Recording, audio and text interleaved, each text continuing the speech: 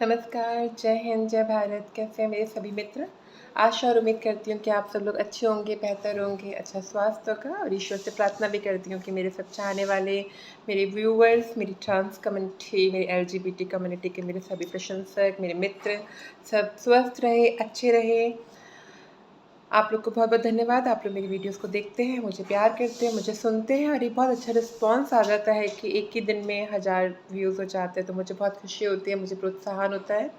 मैं हाथ जोड़ के आप लोग का धन्यवाद करना चाहती हूँ। साथ ही साथ मैं आप लोगों से रिक्वेस्ट करना चाहती हूँ कि अगर आप लोगों ने अब तक मेरा चैनल सब्सक्राइब नहीं किया है, तो प्लीज़, प्लीज़, प्लीज़ सब्सक्राइब का बटन दबा दीजिए प्लीज़। और आप ज़रूर दबाइए और आपको कसम है हर उस इंसान की या हर उस चीज़ की जिससे आप मोहब्बत करते हैं।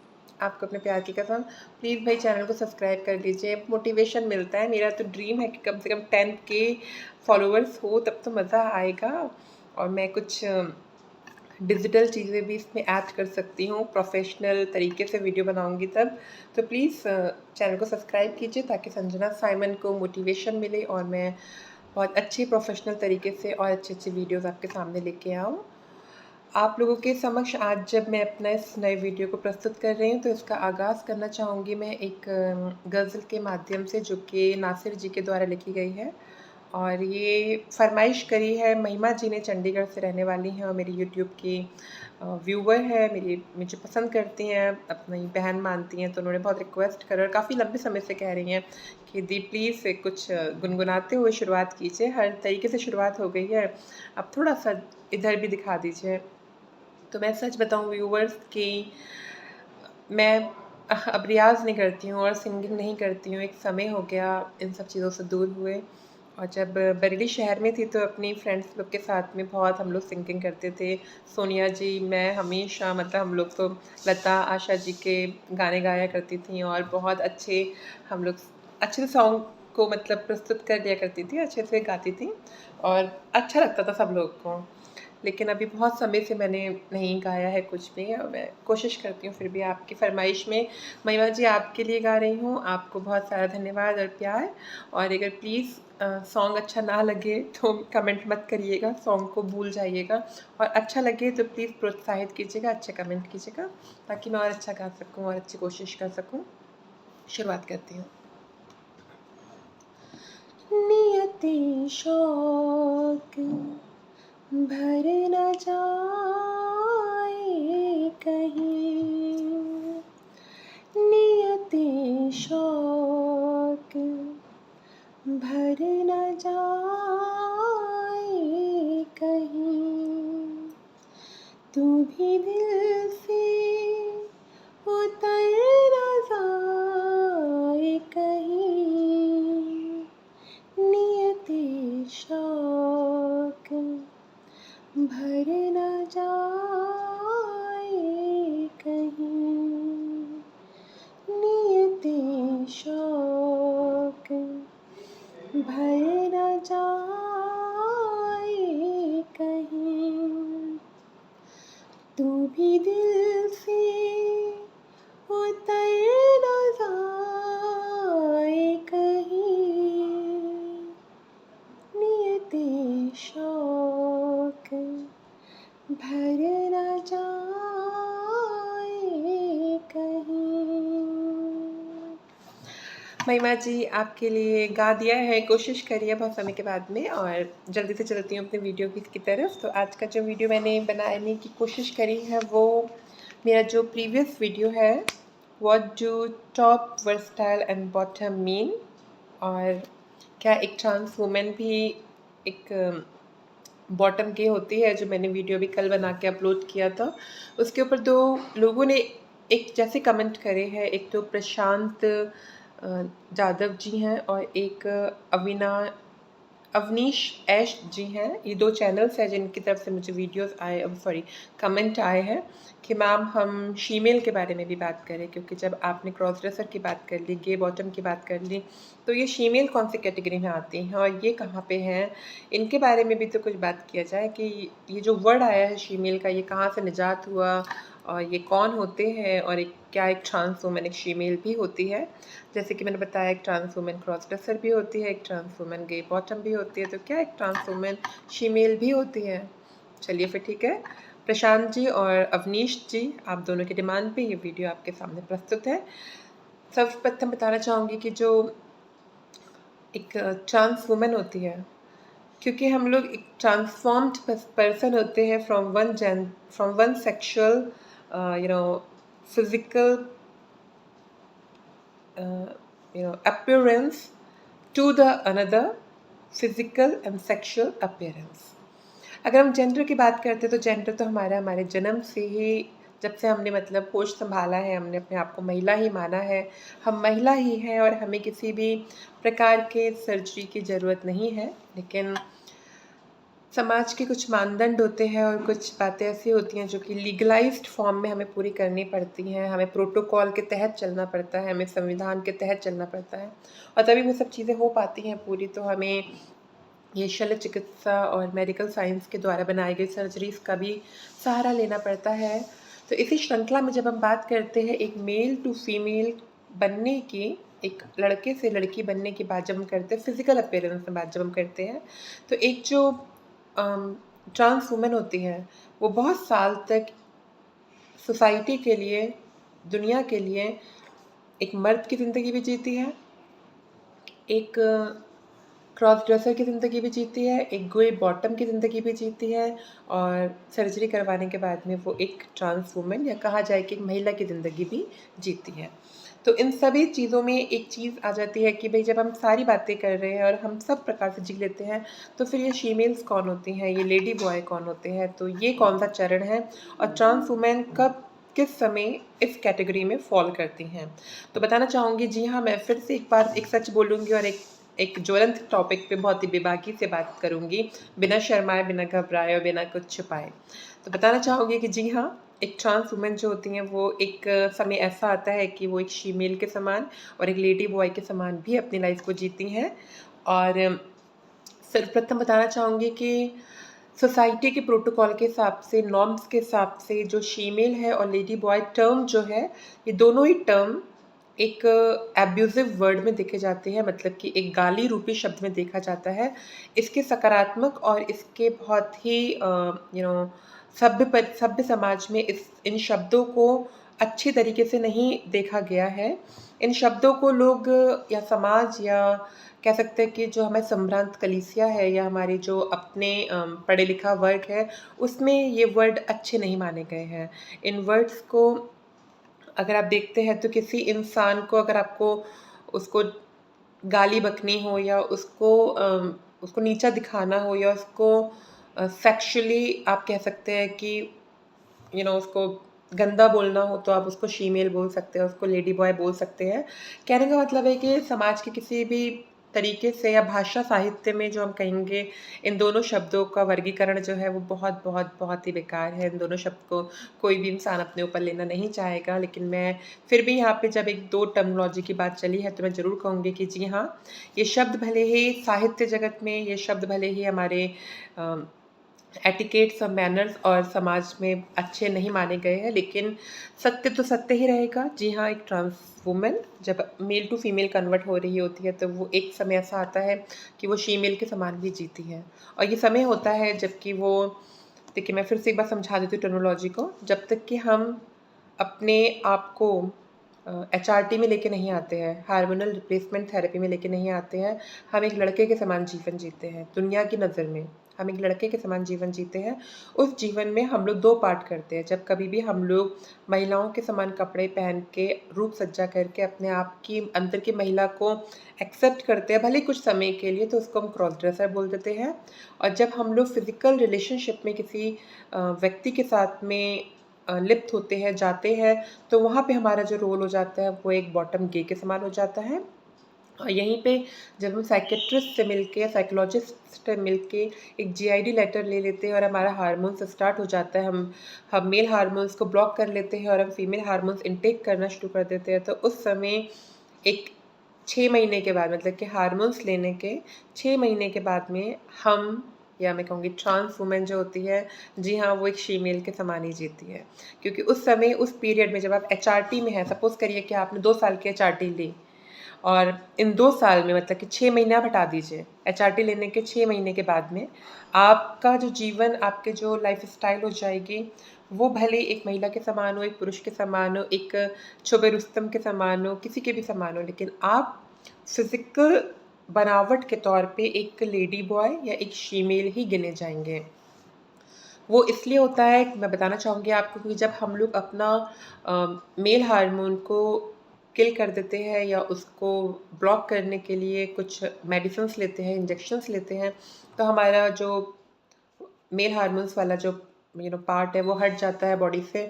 हम लोग फीमेल हार्मोन्स लेते हैं, जिसकी वजह से हमारा फैट डिस्ट्रीब्यूशन जो होता है वो फीमेल के समान स्टार्ट हो जाता है और हमारे जो ब्रेस्ट होते हैं वो उनमें सेल्स डेवलप होने लग जाते हैं और उनमें फैट स्टोर होने लग जाता है और धीरे धीरे वो एक प्रॉपर ब्रेस्ट का शेप ले लेते हैं।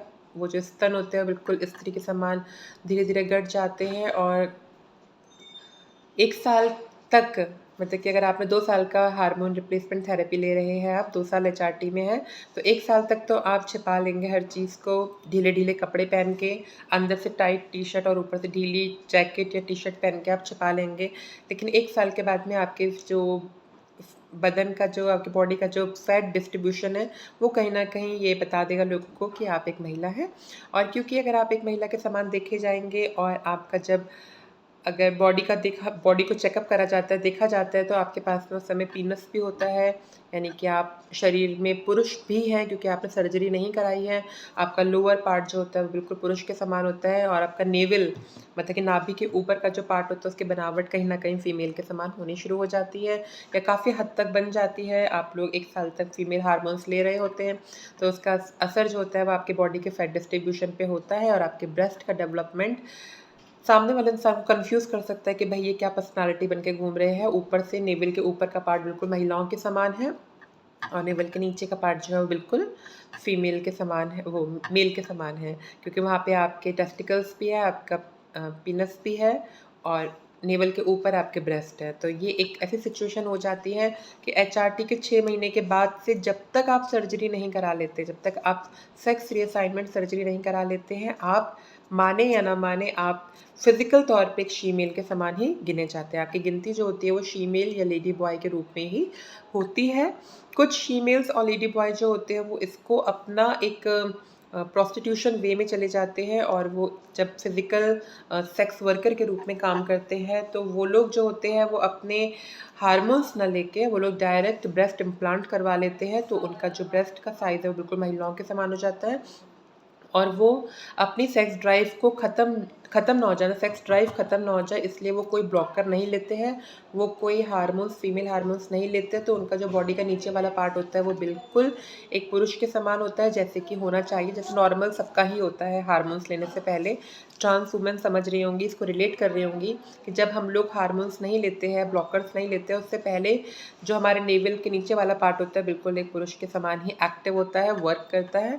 तो बहुत सारी फीमेल्स जो कि सेक्स वर्कर के रूप में वर्क करती हैं, तो वो लोग नीचे वाले पार्ट को, क्योंकि वो ख़राब ना हो जाए या वो उसमें सेंसेशन कम ना हो जाए, उनका सेक्स ड्राइव कम ना हो जाए, इसलिए वो लोग ना तो हार्मोन्स लेती हैं, ना ही वो किसी प्रकार का ब्लॉकर लेती हैं, बल्कि वो पूरी बॉडी में लेज़र लेती हैं और पूरी बॉडी की वैक्सिंग और क्लीनिंग रखती हैं और साथ ही साथ में वो अपने ब्रेस्ट इम्प्लांट करवा के ऊपर का बॉडी फीमेल और नीचे का बॉडी मेल के समान रखती हैं। ये वो लोग करते हैं जो कि किसी भी कारणवश या परिस्थितिवश सेक्स वर्कर का काम करते हैं। जी, सॉरी, कोई आ गया था ऑफ़िस में। तो मैं आपको बता रही थी कि तो कुछ लोग जो कि इस तरीके से किसी भी परेशानी या कारणवश ऐसे कामों में लिप्त होते हैं, तो वो इस तरीके से अपनी सर्जरीज़ करवा लेते हैं। अदर देन दैट, अगर आप कुछ ऐसा नहीं कर रहे हैं, तो आपको फीमेल या लेडी बॉय बोलना एक तरीके से आपका अपमान होगा, आपके चरित्र का, आपके एक औरत होने का अपमान होगा, तो ये शब्द नहीं बोलते हैं जनरली। हर कोई यही बोलता है कि I am a post pre operative trans woman and I am on HRT या हार्मोन रिप्लेसमेंट थेरेपी। तो कभी कोई पूछता भी है आपसे उस दौरान जबकि आप एचआरटी में होते हैं और आपका नेवल के ऊपर वाला बॉडी जो होता है वो एक जी हाँ, तो इस तरीके से हम इसको डिस्क्राइब कर सकते हैं। अगर आप लोग जब हार्मोन्स ले रहे होते हैं, कोई आपसे पूछता है, तो आप बोल सकते हैं कि जी हाँ, हम लोग प्री ऑपरेटिव ट्रांस वुमन हैं और हम हार्मोन्स में हैं और यही हमारी आइडेंटिटी है। और इस दौरान जब आपको साइकियाट्रिस्ट का जेआईडी लेटर मिल जाता है, तो बिना सेक्स रीअसाइनमेंट सर्जरी करा के भी आप अपने डॉक्यूमेंट्स को चेंज करवा सकते हैं। अपने डॉक्यूमेंट्स में अपना नाम और अपना जेंडर चेंज करवा सकते हैं। लेकिन इस चीज़ के लिए सबसे बड़ी बात है कि आपके पास में साइकियाट्रिस्ट या साइकोलॉजिस्ट का एक लेटर, जेआईडी लेटर होना बहुत ज़रूरी है। तो ये एक टर्म था जो कि मुझसे प्रशांत जी और अवनीश जी ने पूछा था कि मैं इसके ऊपर बात करूं, तो मुझे लगता है कि आप लोगों की क्यूरोसिटी पूरी हो गई होगी, समझ में आ गया होगा इस टर्म का मतलब और ये टर्म हमारी लाइफ में कहाँ पे फिट होता है, हम किस लाइफ के किस हिस्से में इस ज़िंदगी को ना चाहते हुए भी जी लेते हैं। और ये हम लोग बिल्कुल भी नहीं चाहते कि हम इस तरीके से लाइफ को जिए। लेकिन क्योंकि ये एक टाइम होता है, हमारा जो मेडिकल प्रोसीजर होता है वो इस तरीके से चल रहा होता है कि हम लोग जब हार्मोन्स 6 महीने ले लेते हैं, उसके बाद से लेके हमारा सर्जरी तक का दिन जो होता है वो हम चाहे या ना चाहे, हम एक फीमेल के समान फिज़िकली और दुनिया की नज़रों में भी एक फीमेल और लेडी बॉय के समान ही हमें रखता है। या लेकिन ये है कि हाँ, उस समय क्योंकि किसी की इतनी हिम्मत नहीं है कि कोई हमसे हमारी आइडेंटिटी पूछ सके। ये अपने आप में गुनाह होता है, अपने आप में एक आप लीगल एक्शन ले सकते हैं उस इंसान। एक्सट्रीमली एक्सट्रीमली एक्सट्रीमली सॉरी, कोई बहुत मीटिंग के लिए आ गए थे तो बस टाइम ले लिया, बहुत क्षमा चाहती हूँ। तो मैं आप लोग को बस यही बताना चाह रही थी कि फीमेल हम बनना चाहे ना चाहे, वो हमारे साथ में टेक्निकली ये वर्ड जुड़ जाता है, लेकिन ये अच्छा वर्ड नहीं है। तो प्लीज़ ना ही लिया करें, ना ही कोई किसी को बोले। बस यही बोलिएगा कि हम प्री ऑपरेटिव ट्रांस वुमन हैं, हम एचआरटी में हैं। क्योंकि ये टर्म जो होता है वो दूसरे इंसान को एक सिग्नल होता है कि ये जो ट्रांस वुमेन है ये as a female sex worker का काम कर रही है, तो ये अच्छा वर्ड नहीं माना जाता है। इसी के साथ में वीडियो को विराम देती हूँ, अपनी आज की ड्रेस दिखा देती हूँ। आज भी मैंने कल वाले ही झुमके पहने हैं, ये क्योंकि ड्रेस कुछ ऐसी पहनी थी। आज हमारे कथक केंद्र में एक सेमिनार था सेक्सुअल हैरेसमेंट के ऊपर, एक मैम आई थी बोलने के लिए, तो सेमिनार था तो मुझे भी मंच पे उनके साथ में कुछ टॉक शो टाइप का करना था। तो मैंने सूट पहन लिया जल्दी जल्दी, साड़ी पहनी नहीं और सूट पहन लिया था। आप लोग को सूट दिखाती हूँ, अच्छा सूट है, थोड़ा हैवी है लेकिन कभी कभी चलता है।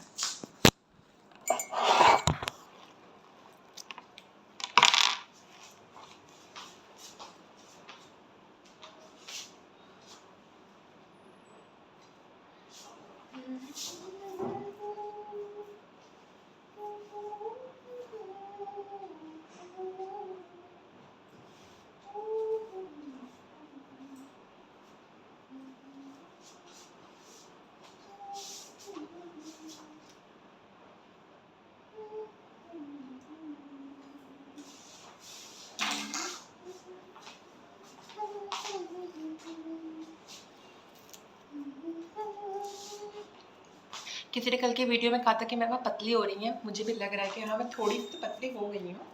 ये सूट भी ढीला हो गया, जबकि ये सूट मैंने जनवरी में सिलवाया था, तो ये सूट भी पतला हो ही गया है, मतलब ढीला हो गया सॉरी। इसका मतलब हो सकता है कि मैं पतली हो रही हूँ, और अगर ऐसा है तो मैं बहुत बहुत बहुत खुश हूँ क्योंकि बहुत वेट बढ़ गया था, मैं 82 kg की हो गई हूँ।